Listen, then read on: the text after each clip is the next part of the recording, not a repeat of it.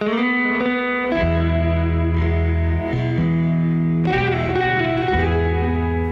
damos la bienvenida a las predicaciones del legado del reverendo Rolando Gutiérrez Cortés. Esperamos que sea de bendición e inspiración para tu vida. Juan 15, del 1 al 17. Yo soy la vid verdadera y mi Padre es el labrador. Todo pámpano que en mí no lleva fruto lo quitará, y todo aquel que lleva fruto lo limpiará para que lleve más fruto. Ya vosotros estáis limpios por la palabra que os he hablado. Permaneced en mí y yo en vosotros. Como el pámpano no puede llevar fruto por sí mismo si no permanece en la vid, tampoco así vosotros, si no permanecéis en mí. Yo soy la vid, vosotros los pámpanos. El que permanece en mí y yo en él, éste lleva mucho fruto, porque separados de mí nada podéis hacer. El que en mí no permanece será echado fuera como pámpano y se secará, y lo recogen y los echan en el fuego y arden. Si permanecéis en mí y mis palabras permanecen en vosotros, pedid todo lo que queréis y os será hecho. En esto es glorificado mi Padre, en que llevéis mucho fruto y seáis así mis discípulos. Como el Padre me ha amado, así también yo os he amado. Permaneced en mi amor. Si guardaréis mis mandamientos, permaneceréis en mi amor, así como yo he guardado los mandamientos de mi Padre y permanezco en su amor. Estas cosas os he hablado para que mi gozo esté en vosotros y vuestro gozo sea cumplido. Este es mi mandamiento, que os améis unos a otros como yo os he amado. Nadie tiene mayor amor que este, que uno ponga su vida por sus amigos. Vosotros sois mis amigos si hacéis lo que yo os mando. Ya no os llamaré siervos, porque el siervo no sabe lo que hace su señor, pero os he llamado amigos, porque todas las cosas que oí de mi Padre os las he dado a conocer. No me elegisteis vosotros a mí, sino que yo os elegí a vosotros, y os he puesto para que vayáis y llevéis fruto, y vuestro fruto permanezca, para que todo lo que pidiereis al Padre en mi nombre, Él os lo dé. Esto os mando, que os améis unos a otros. Y Juan 14, 13. Y todo lo que pidiereis al Padre en mi nombre, lo haré, para que el Padre sea glorificado en el Hijo. Amén. Y todo lo que pidiereis al Padre en mi nombre, lo haré, para que el Padre sea glorificado en el Hijo. Dios no habla en su palabra de resultados. Los resultados son términos que usamos nosotros ahora con una terminología administrativa muy secular. Tampoco nos habla de eficacia, ni siquiera de eficiencia, aunque en la eficacia lo que uno busca son resultados, no importa sobre quién pasa, y la eficiencia tiene otros matices. Dios habla de fruto, el Hijo habla de fruto, el Espíritu Santo da fruto en nosotros. Así que de la iglesia el Señor demanda fruto, busca fruto, aprecia fruto, evalúa fruto. Pero el fruto que como iglesia tenemos depende de nuestra visión de Dios. ¿Qué visión tenemos de Dios como Padre? Hemos aprendido la lección de Jesús, Padre nuestro, pero el que se acerca a Dios como Padre ha de creer que le hay. No vamos a decirle Padre y nos vamos a andar comportando como huérfanos. El fruto nuestro, como iglesia, depende de la visión que tengamos de Dios como Padre. La visión del pueblo de Dios, luego que el Señor les habló en el Sinaí, fue una visión majestuosa, porque Dios les había hablado con voz de trueno e incluso les había hecho sentir su presencia desestabilizándolos, porque la tierra había temblado y cada uno de ellos fue testigo en lo personal, sensiblemente, de la fuerza y el poder físicos e impactantes del Señor. Muchos de nosotros podemos repetirnos esto y haberlo aprendido a leer la palabra del Señor o haberla comentado. Pero un examen que probablemente es útil es el de darnos cuenta por nosotros mismos, tomar conciencia de las personas que vienen por primera vez a nuestra iglesia y nos ven y nos oyen y nos sienten adorando al Señor, porque a la hora que nosotros adoramos, que le alabamos, que le exaltamos, que le escuchamos, que le obedecemos, que cumplimos con alegría los designios que Él ha manifestado para nosotros, se dice el tipo de Dios que tenemos. Y valdría la pena examinarnos, porque muchas veces quizá personas han venido buscando al Señor, pero nuestro testimonio no ha sido de un Dios grande, omnipotente, majestuoso, al cual nos estamos presentando. Nosotros no podemos transmitir a través de nuestros cultos algo diferente a lo que creemos acerca de nuestro Padre. No podemos transmitir grandeza si nuestro Dios es tan chiquito. No podemos transmitir majestad si a nuestro Dios tratamos de manipularlo, en vez de obedecer su palabra, su voluntad y sus designios. Y nuestra propia visión de Dios va a comunicarse a las personas que vienen con nosotros. Es cuando nos podemos identificar con el salmista, que va a adorar a Dios en la hermosura de su santidad y en la majestad de su firmamento, que podemos nosotros comunicar también a quienes nos visitan la majestuosidad de nuestro Dios como creador, que todo lo ha hecho de una manera tan perfecta, tan medida, tan bella, admirable. Y no solamente a nivel de la creación, sino que ha sido tan grande su amor, que es inimaginable e insondable darnos cuenta los alcances que tuvo en la encarnación, en la crucifixión, en la muerte de ignominia que sufre su Hijo en nuestro favor. Grande es el misterio de la piedad. Dios ha sido manifestado en carne.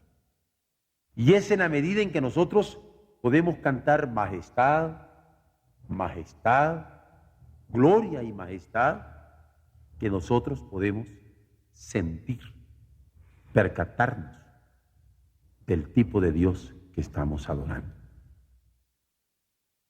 Nuestros niños mismos aprenden el tamaño de nuestro Dios y cuando están en las clases que reciben los domingos por las mañanas, los enseñamos a cantar: Dios, grande es tu amor, tu gran amor por mí.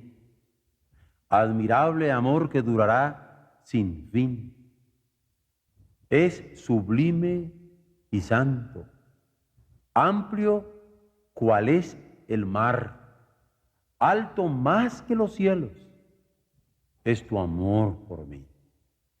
Y cuando nosotros nos damos cuenta de la majestad del Padre, pero de la inmensidad de su amor, de la infinitud de su amor y de lo eterno, cualitativamente eterno de su amor, estamos mostrando al Dios que adoramos, viviendo al Dios que adoramos en la hermosura de su santidad a través de el Hijo que ha querido dar para nuestra redención. Nuestra redención es inapreciable, inefable, va a decir el apóstol Pablo.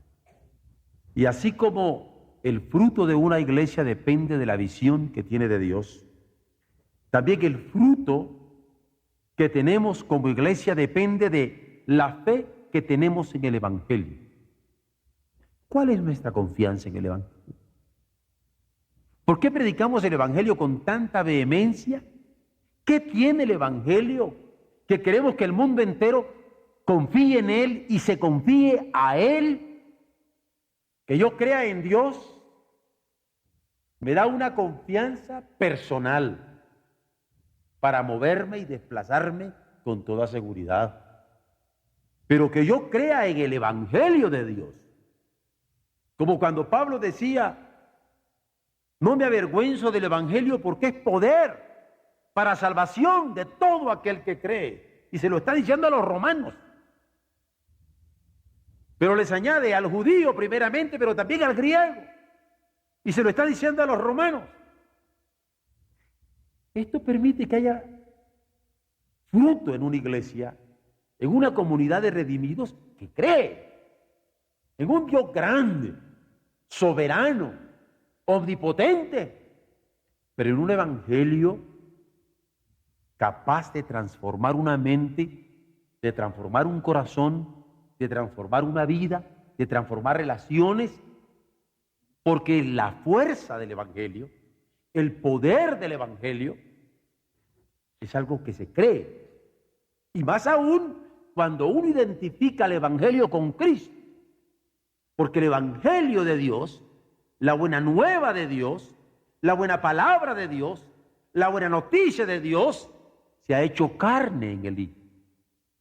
Y hay fruto en nuestra iglesia cuando creemos en el evangelio con toda la fuerza de nuestro corazón, con toda la fuerza de nuestra razón.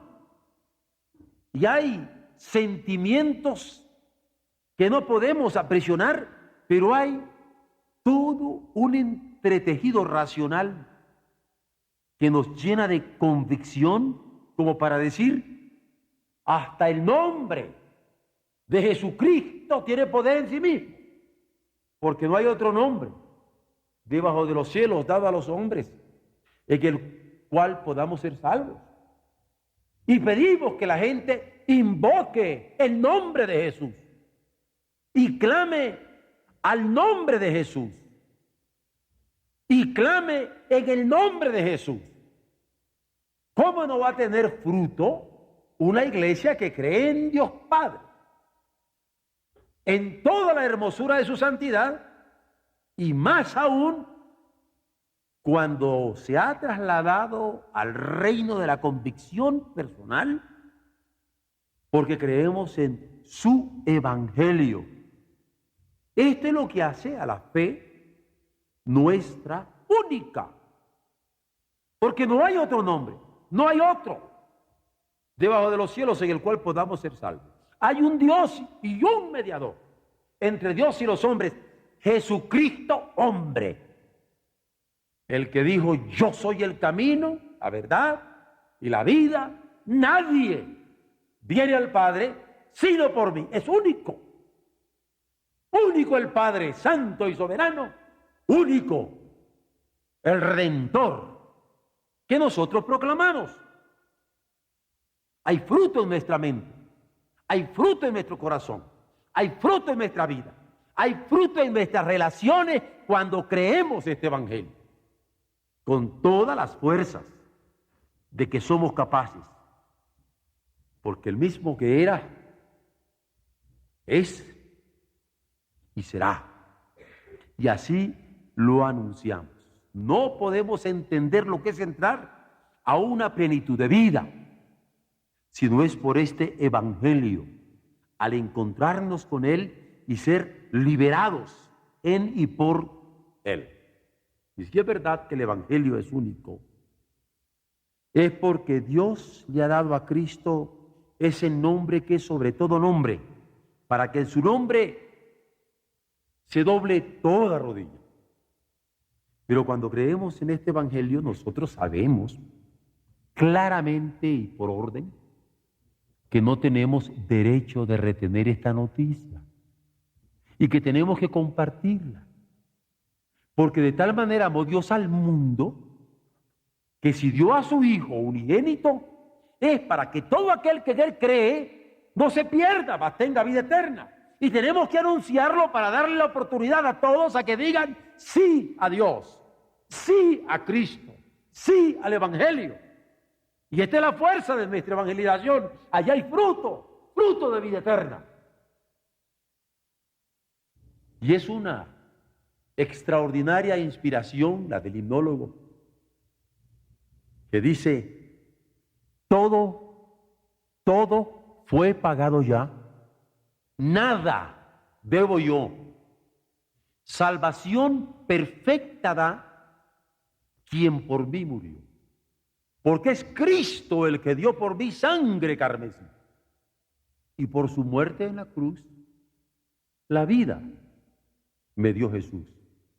Porque todo fue pagado ya. Porque no solamente su nombre es único, sino su sacrificio es único y suficiente. Y por eso lo compartimos, y lo proclamamos, y lo enseñamos. En el nombre del Padre, y del Hijo, y del Espíritu Santo. Porque a eso nos mandó justamente nuestro Redentor.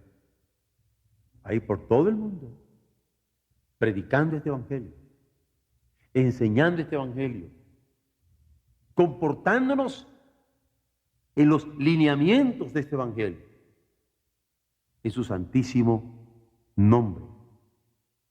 Nos sentimos más que constreñidos para proclamarlo.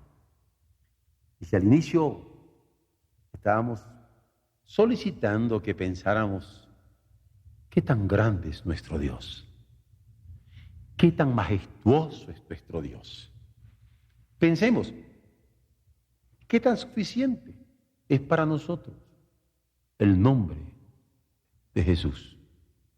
¿Qué tan suficiente es para nosotros el evangelio que nos ha sido encomendado? ¿Qué tan suficiente y completo es para nosotros el sacrificio redentor que en el Cordero Inmaculado, sin mancha, el Padre quiso que por nosotros fuera inmolado? Ciertamente, una iglesia fructífera, cuando adora, consciente de la majestad del Padre.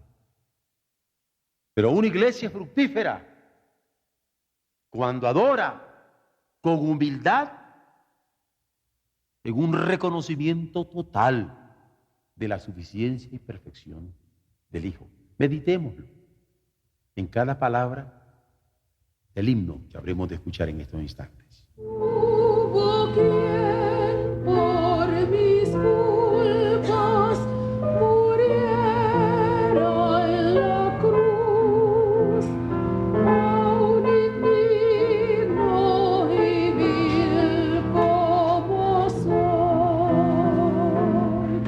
Soy feliz, pues su sangre vertió mi Jesús.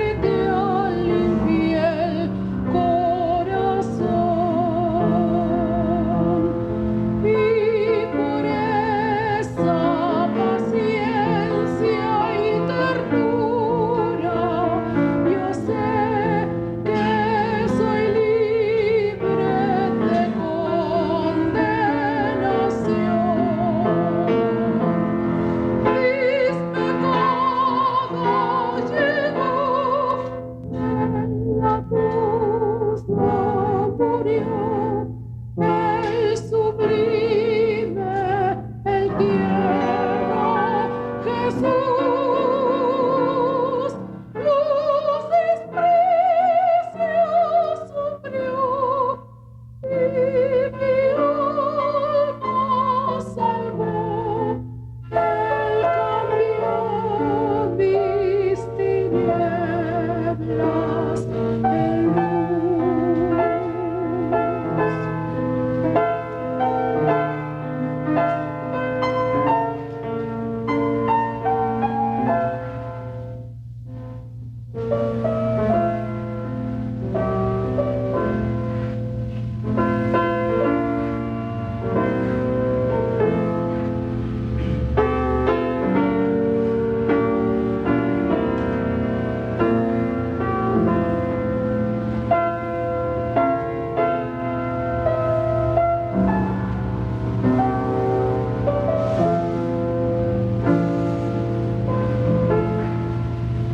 Es mi anhelo constante a Cristo seguir, mi camino su ejemplo marcó.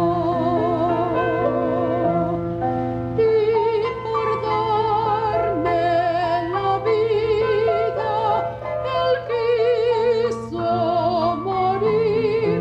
En su cruz mi pecado clavó. Mis pecados llevó en la cruz, no murió. El sublime, el tierno Jesús, los desprecios sufrió y mi alma salvó. Él cambió mis tinieblas en luz.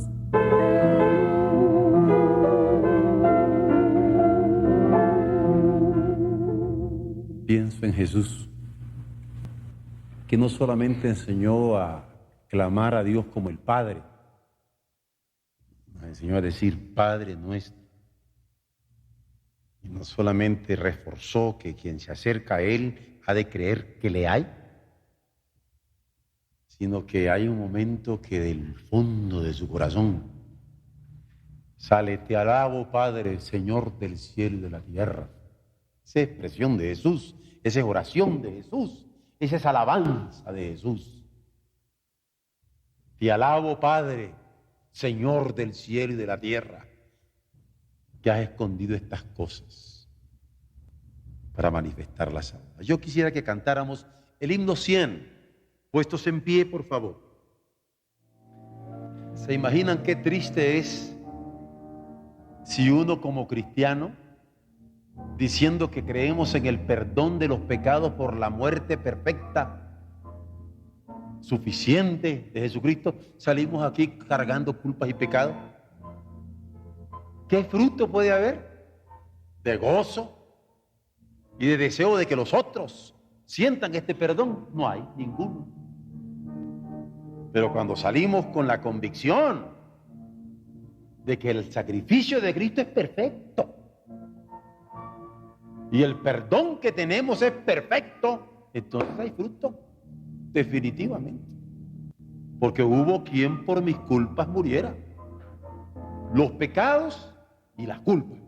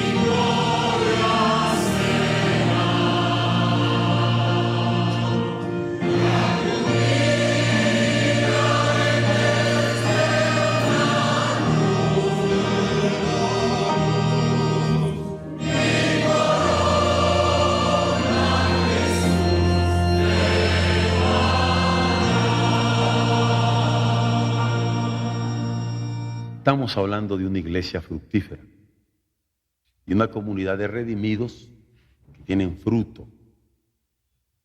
Y es interesante cómo se puede entretejer la visión de majestad con la humilde visión del perdonado. Y digo interesante porque hay que entretejerlo.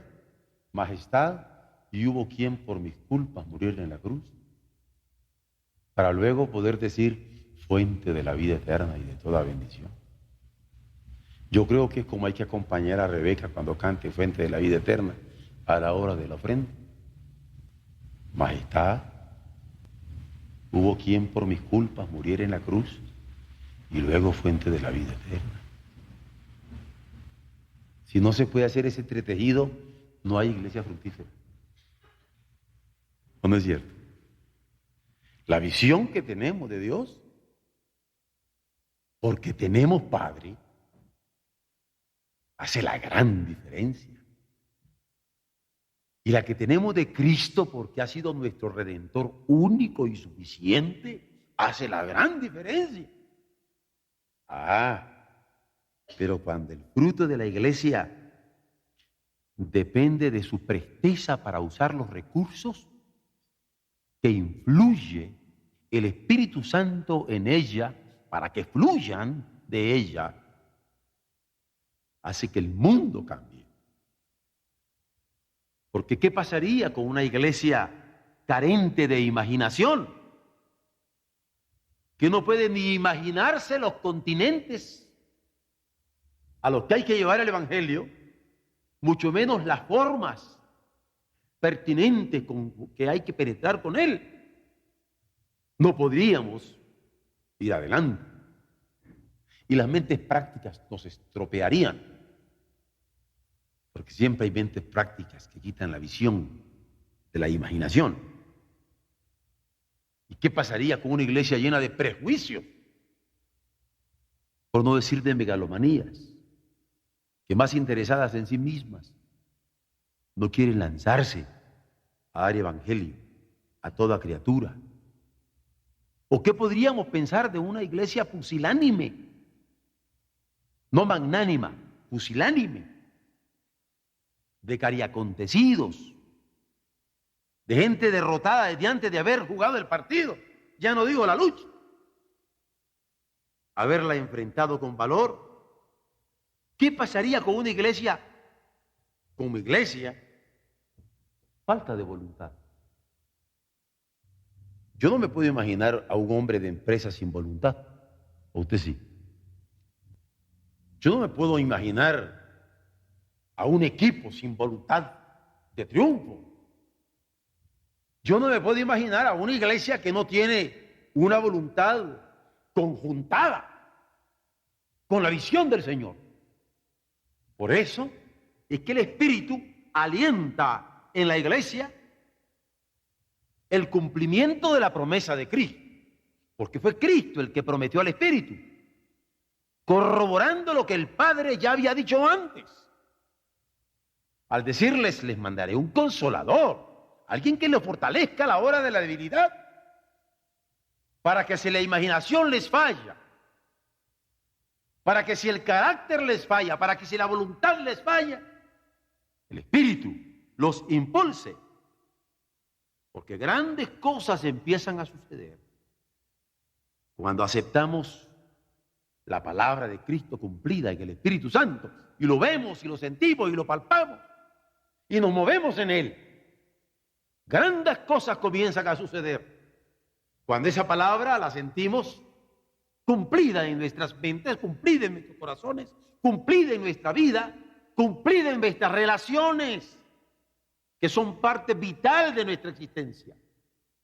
Entonces no se trata de promover estrategias particulares o tácticas específicas, porque las estrategias estén a largo plazo y las tácticas a corto, sino antes de lo que se trata es de estar listos para emprender grandes cosas para el Señor con una disposición abierta para hacer lo que el Señor quiere de nosotros confiando en su poder transformador, de tal manera que de débiles nos convierte en fuertes,